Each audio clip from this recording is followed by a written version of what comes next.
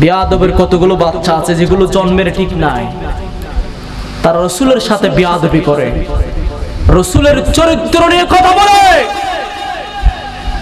যারা বড় mobile use করেন, অ্যান্ড্রয়েড সেট, আপনারা দেখেছেন হয়তো বিভিন্ন ব্লগাররা আমার রাসূলের চরিত্র নিয়ে কথা বলে।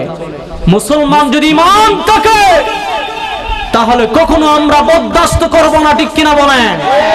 কারণ রাসূলের চরিত্র নিয়ে স্বয়ং আল্লাহ তাআলা ঘোষণা করেছেন সূরা কলমের আল্লাহ তাআলা 4 নম্বর আয়াত আল্লাহ ঘোষণা করেন, ওয়া ইন্নাকা লাআলা খুলুকিন আযীম। আমার রাসূলের চরিত্র কিরকম ছিল? আল্লাহ তাআলা বলেন, নিশ্চয় আপনি উত্তম চরিত্রের অধিকারী। আলহামদুলিল্লাহ। কে বলেন?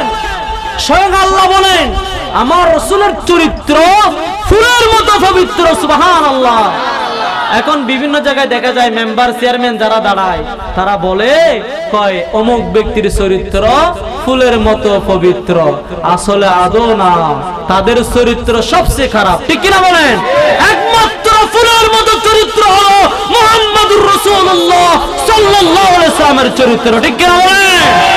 ফুলের মধ্যে চরিত্র বইলা বইলা রাস্তার মধ্যে রডের বদল বাস দেয়, এগুলো চরিত্র কিভাবে ফুলের মতো হবে, ঠিক কিনা বলেন আপনি?